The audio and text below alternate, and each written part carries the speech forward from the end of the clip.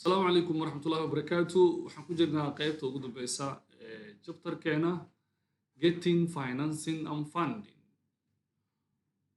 hadda waxaan rabnaa source of financing or funding oo kooban inaan sharaxno ilaha laga helo financiga lacagta lagu maalgashanayo kambaniga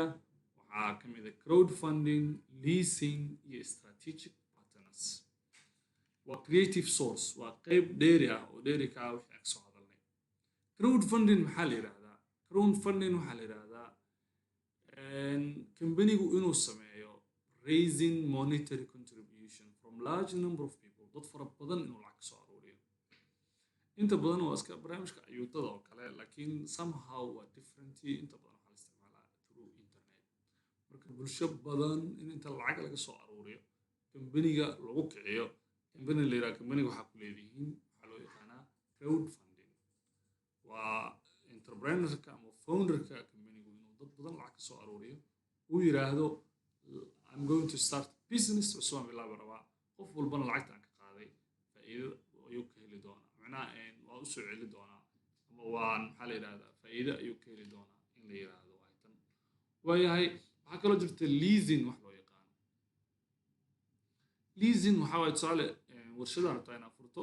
qof aad waxaa leedahay qalab uu haysta dooro ama waxaa haysta mashiino ama somehow items muhiim ah oo property muhiim ah ayuu haystaa propertygii inaad ka kirayso oo waqti cayiman u qabato oo lacag siiso iyadana waa loo isticmaali karaa marka leasing loo yaqaana meesha aad ka iibsan lahayd inaad kirayso iyadana waa maxay waa leasing lease is a written agreement weliba heshiis la kala qoranayo waaye oo yaa kala qoranayo qofka propertyga iskale hantida iskale iyo qofka kale ayaa kala qoranaya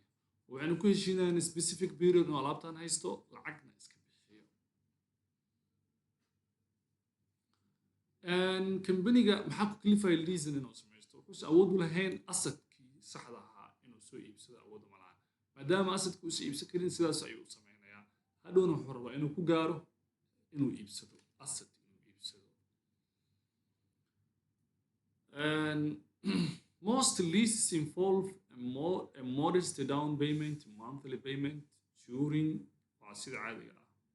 marka la heshiinayo leaska ma agreementiga la galaayo waxaa lagu heshiyaa waqti cayiman bishii lacag intaas leeg ayaan kaa siinayaa matooradan aan isticmaalayo ama qalabkaan waa dhigi kartaa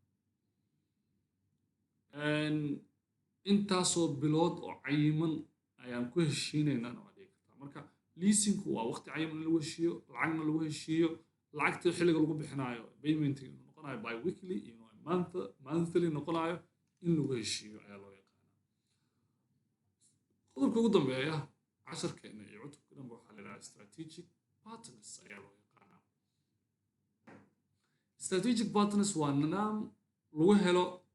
dhaqaale lagu bilaabi karo business oo waa maxay dadka kambaniyada isla partnershipska loo yaqaano inta badan waxay wadaagaan costiga ay kusoo saaraan productiga ama serviceka sida caadiga ah si ay u helaan particular resources to facilitate speed to the market in la isu keeno dad caadi ah oo strategic partners ku ah kambaniyo saddex kambaniyo kale adigoo ideada la timid laba kambaniyo kale la heshiisay oo iyagu badeecooyin kale ka ganacsada dhahda waxaan furayaa new business oo noocaas aan furayaa ayaga markaa kasoo qaadaysaa siyaadkii dhaqaalihii wixii dhammaa adigana ideada ku darsanaysaa qaabkaas u furanaysaa ama saddex kambaniyo kala heshiinaya this way ayay u aasaasayaan marka waxaa loo yaqaanaa strategic partners ayaa loo yaqaanaa halkaasna waxaan kusoo gabagabeynaynaa cutubkii iyo casharkii intaba ku saabsanay getting financing and funding sida loo helo ama loo raadiyo lacag lagu bilaabi karo business cusub ama new venture lagu bilaabi karo halkaasaan ku joojinayna assalaamu calaykum waraxmatullaahi wabarakatuh